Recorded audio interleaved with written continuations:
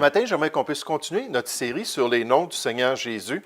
J'aimerais qu'on puisse penser au Seigneur Jésus comme le Saint de Dieu.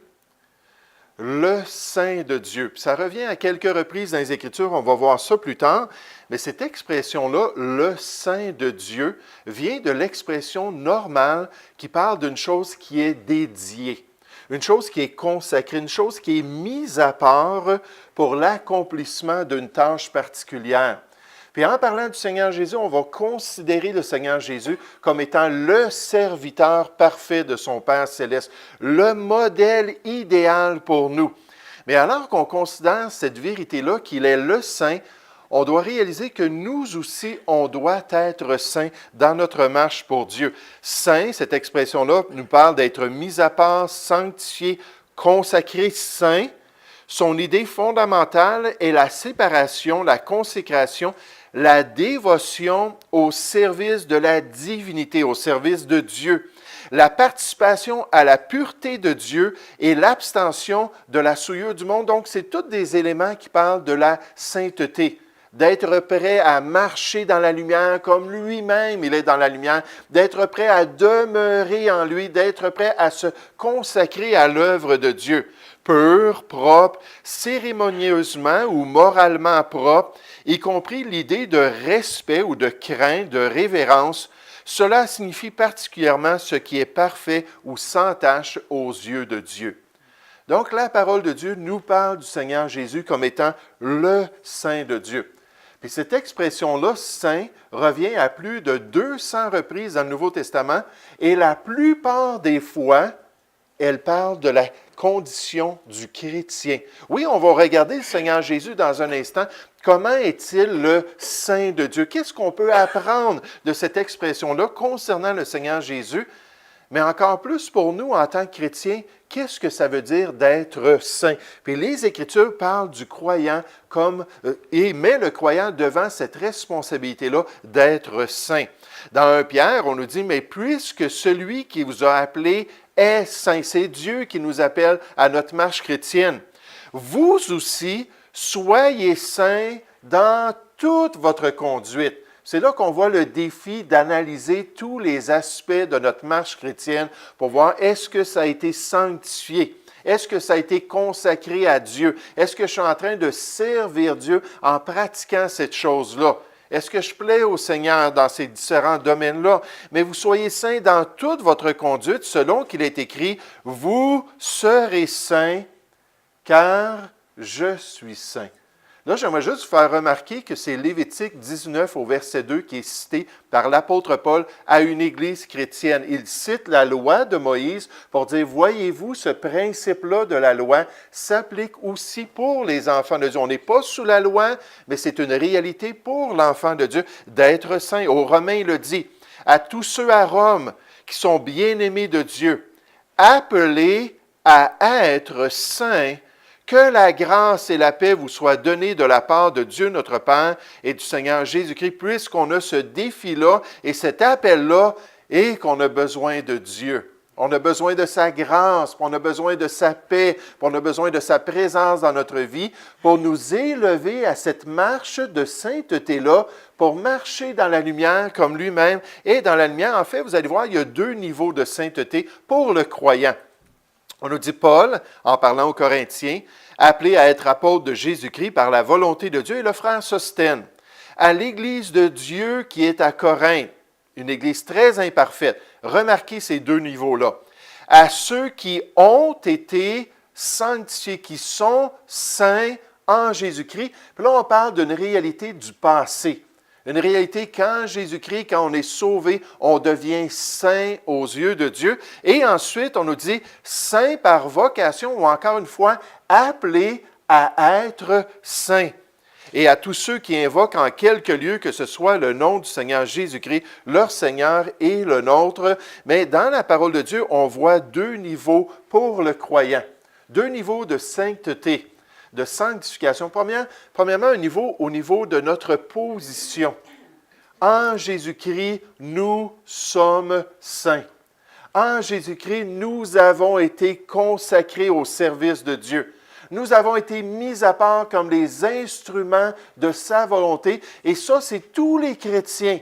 Il n'y a pas un processus.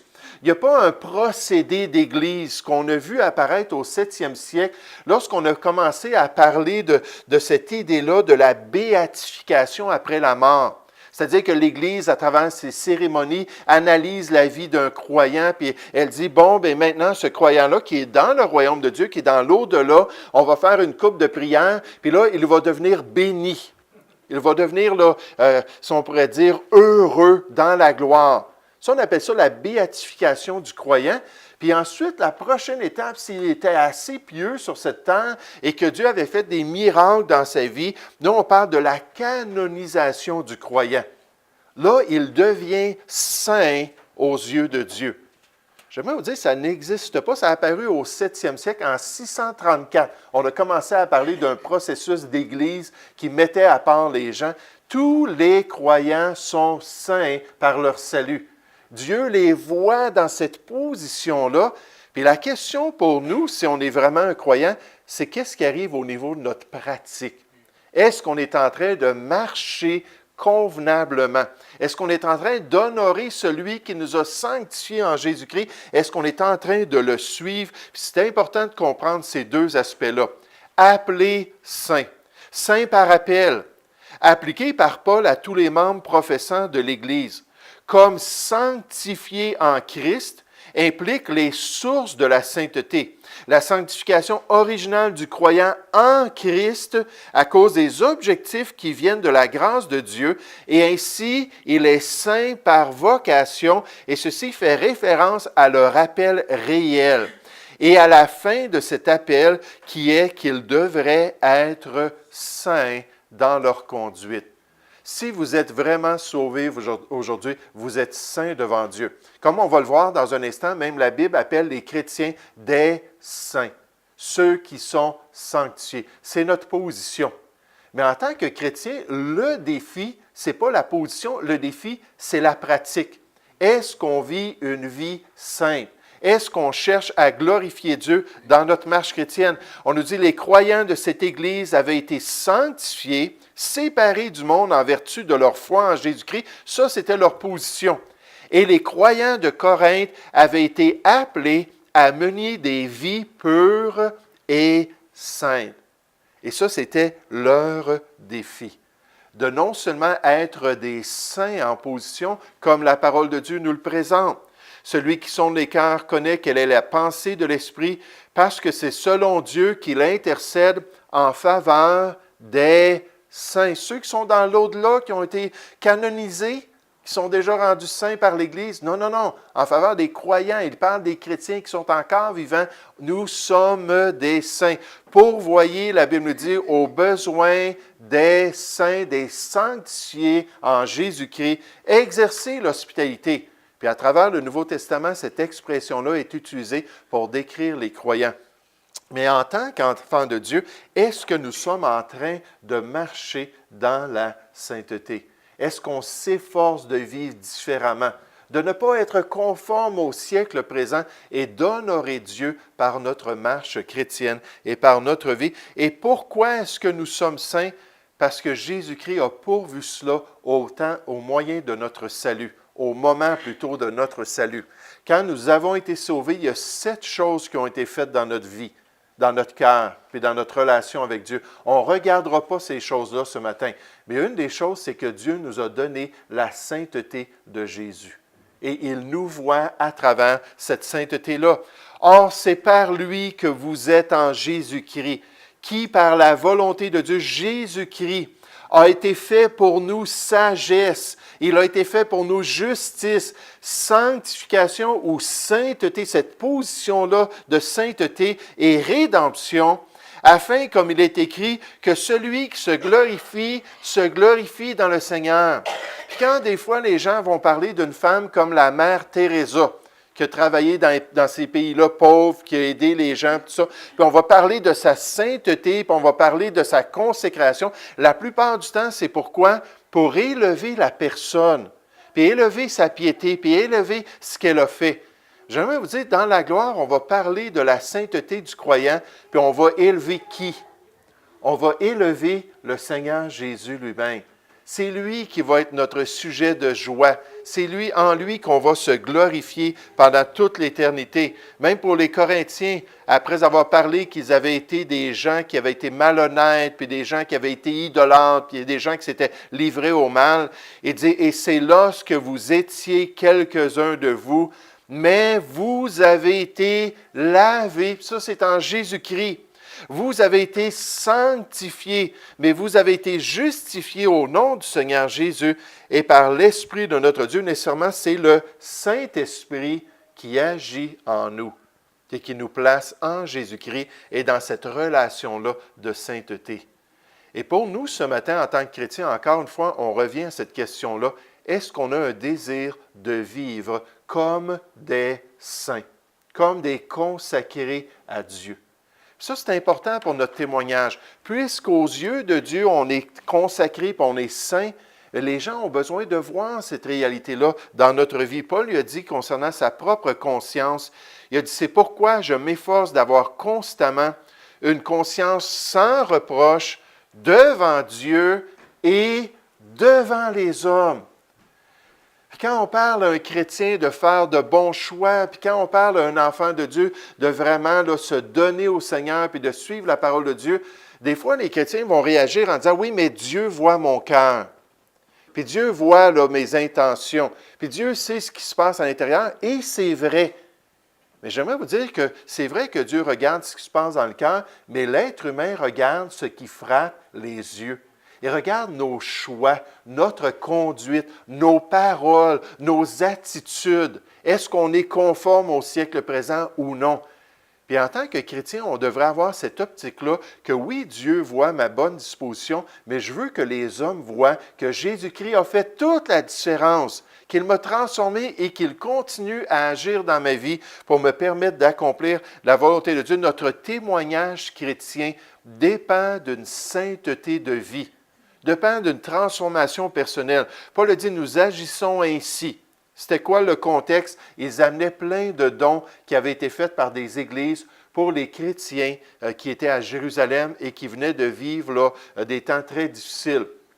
Puis il dit, là, on amène toutes ces choses-là. On s'est organisé que l'Église choisisse qui allait descendre à Jérusalem. On a pris tous les dons, puis on a tout compté les choses. On a fait l'inventaire, puis on veut s'assurer qu'on va arriver à Jérusalem, là, qu'on ait exactement tout ce que les chrétiens ont donné, qu'on soit irrépréhensible. Puis il dit, nous agissons ainsi. Hein, on s'assure d'être sérieux avec les dons de l'Église de Jésus-Christ, afin que personne ne nous blâme au sujet de cette abondante collecte, à laquelle nous donnons nos soins, ou on se concentre sur ça pour l'instant, car nous recherchons ce qui est bien, non seulement devant le Seigneur, mais aussi devant les hommes. Puis Dieu sait que nous sommes saints en Jésus-Christ, que notre position est réglée à cause de notre salut. Mais les gens ont besoin de le voir.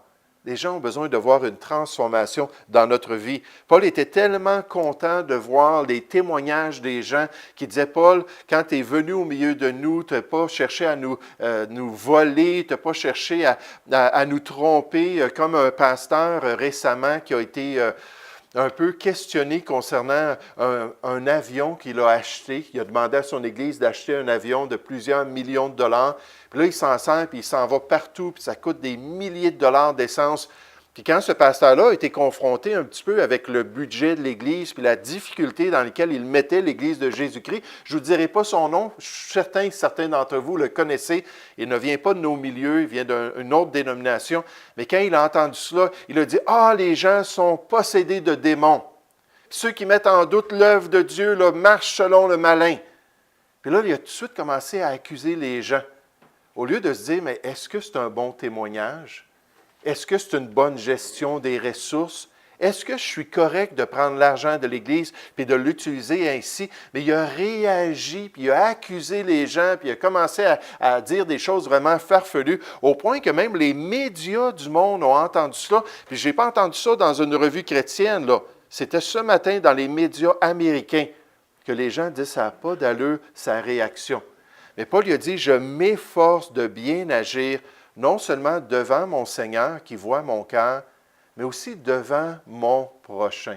Devant les autres, je dois être un bon témoignage. Puis quand Paul entendait cela, il disait, ce qui fait notre gloire, c'est ce témoignage de notre conscience que nous nous sommes conduits dans le monde et surtout à votre égard avec sainteté, donc en position puis en pratique, avec sainteté et pureté devant Dieu. Puis les deux sont nécessaires. Oui, de se conduire devant Dieu dans la sainteté, mais aussi de se conduire devant les hommes.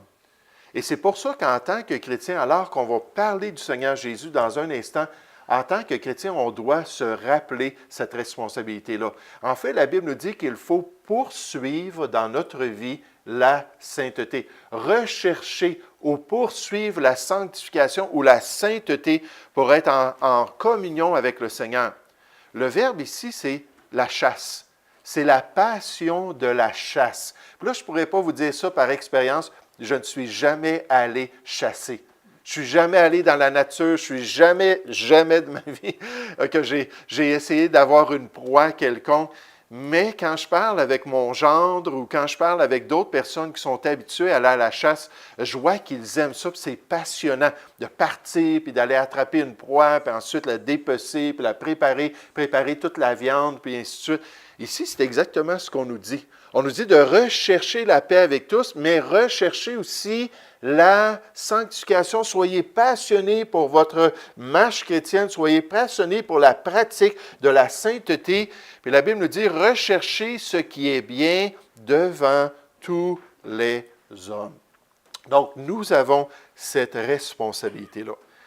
Mais alors qu'on pense aux chrétiens, on revient maintenant sur l'exemple du Seigneur Jésus. Il est appelé le Saint de Dieu dans les Écritures, dans le Nouveau Testament en particulier. Par exemple, dans Marc chapitre 1.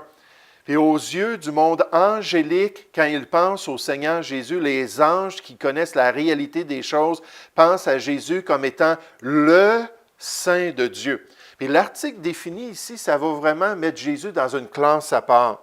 Ça présente Jésus comme distinct de tous les autres saints. Puis en fait, il est le standard de la sainteté. C'est ce que l'article défini voulait dire pour le monde de l'époque.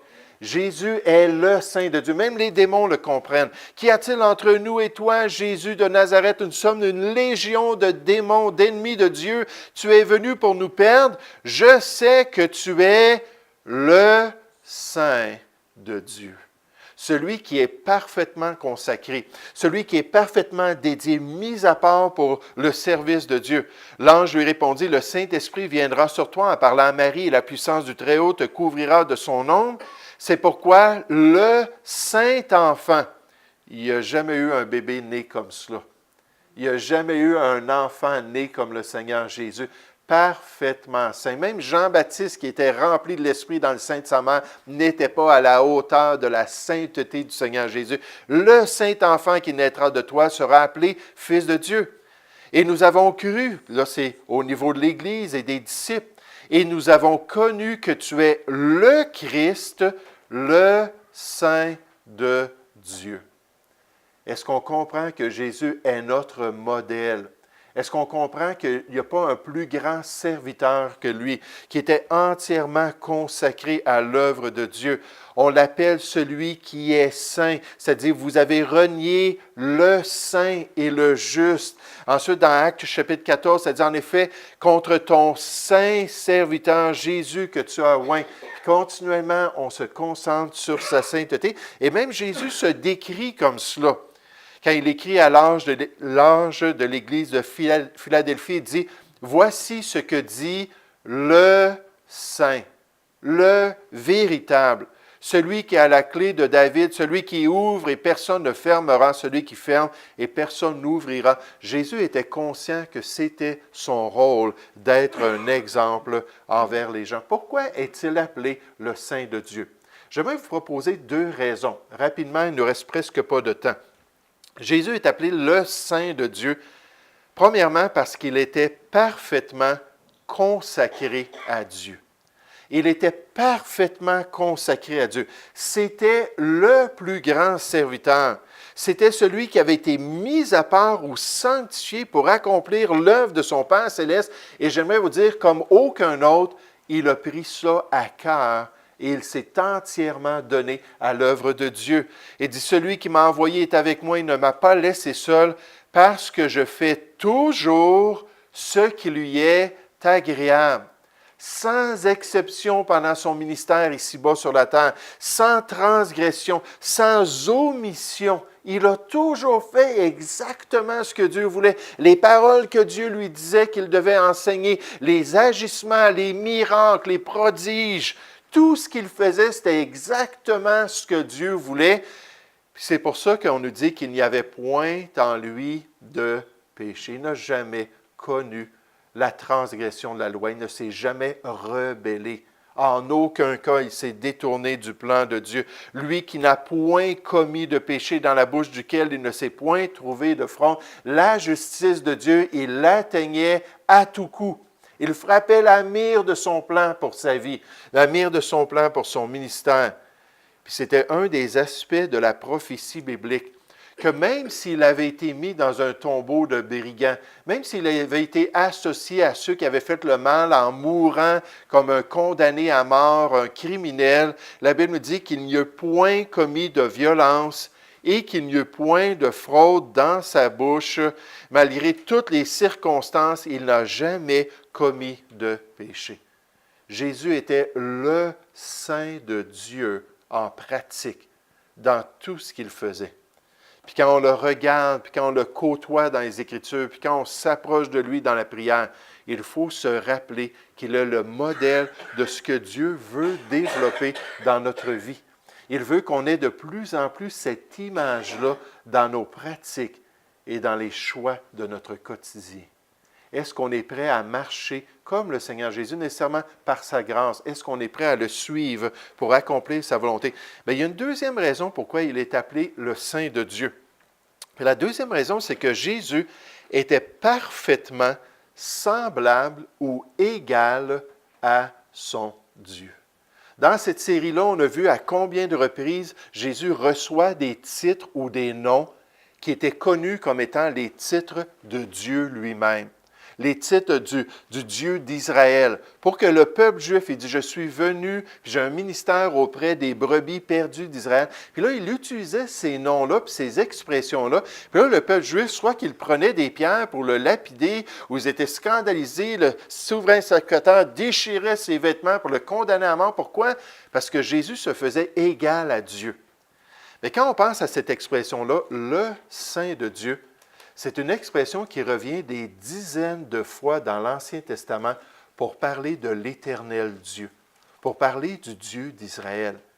Puis quand les chrétiens ont commencé à dire ça, puis quand les gens ont vu que Jésus se proclamait le Saint de Dieu, ils ont dit, voyons, c'est le nom de Dieu, c'est le nom de notre Dieu qui est en train d'utiliser, pour montrer encore une fois qu'il était parfaitement uni à son Père céleste, parfaitement uni à sa personne. Je vous donne juste quelques exemples de cela. On nous dit, ne crains rien, vermisseau de Jacob, faible reste d'Israël. Je viens à ton secours, dit l'Éternel Yahweh, et le Saint d'Israël est ton sauveur. Puis là, on voit que ce nom-là, précieux de Dieu, qui revient à plus de 6000 reprises, puis qui était un nom qui était tellement saint pour Dieu, est associé à un autre titre, et Dieu nous dit, je suis le Saint d'Israël. Dieu voulant, dimanche prochain, on va parler d'un autre nom du Seigneur Jésus, ou une autre expression, c'est le « je suis ». Puis vous allez voir qu'est-ce que ça veut dire « je suis », comment, encore une fois, ça se tourne vers l'expression Yahweh ou l'Éternel pour dire que Jésus se proclamait le seul vrai Dieu. Puis quand il disait qu'il était le Saint de Dieu, il disait « écoutez, je suis votre Dieu ». Celui-même qui a appelé Moïse, celui-même qui s'est manifesté aux patriarches, à vos pères, c'est moi qui suis ici au milieu de vous, comme Dieu l'avait prophétisé, que l'Éternel lui-même marcherait au milieu du peuple et qu'il aurait un précurseur pour le présenter au peuple. Bon, on nous dit, pourtant, le peuple se tourne vers Dieu et dit, pourtant, tu es le Saint. Tu sièges au milieu des louanges d'Israël. C'était un des titres qui était associé au Dieu d'Israël. Ils ne cessèrent de tenter Dieu et de provoquer le Saint d'Israël. Encore d'autres passages, il y en a des dizaines. Car l'Éternel est notre bouclier, le Saint d'Israël est notre roi. En ce jour-là, le reste d'Israël et les réchappés de la maison de Jacob cesseront de s'appuyer sur celui qui les frappait. Ils s'appuieront avec confiance sur l'Éternel, le Saint d'Israël. Pourquoi est-ce que Dieu est appelé comme ça? Parce que quand Isaïe a eu sa vision de Dieu, il y avait des chérubins autour de lui. Ces chérubins-là criaient « Saint, Saint, Saint est l'Éternel Dieu! Toute la terre est remplie de sa gloire! » Et les créatures célestes proclamaient ça, et le peuple d'Israël voulait comprendre ça, qu'il était le Saint. Et c'est pour ça que Jésus est venu se proclamant lui-même être égal à son Père céleste. Donc, il était parfaitement consacré à l'œuvre de Dieu. Il a été saint dans toute sa pratique, puis il était parfaitement semblable à son Père céleste. Il s'est proclamé lui-même être le Dieu d'Israël. Puis en tant que chrétiens, ça devrait nous encourager à marcher dans la sainteté. Dieu nous a appelés à revêtir l'image du saint, l'image de celui qui est parfaitement consacré, dédié à Dieu. Puis en tant que chrétiens, on devrait offrir nos corps sur l'autel du sacrifice, puis dire, Seigneur, que veux-tu que je fasse? Puis être prêt à marcher dans les voies de Dieu et à accomplir toute la volonté de Dieu. Donc, on s'arrête avec ça ce matin. Encore un autre élément à réfléchir, un autre élément à considérer dans notre vénération du Seigneur. Puis pas avoir peur de dire à Jésus, Seigneur, c'est toi qui es le Saint. C'est toi qui es mon modèle. Apprends-moi à marcher dans la sainteté. Et je sais que le Seigneur, ça va lui faire plaisir de répondre à cette prière.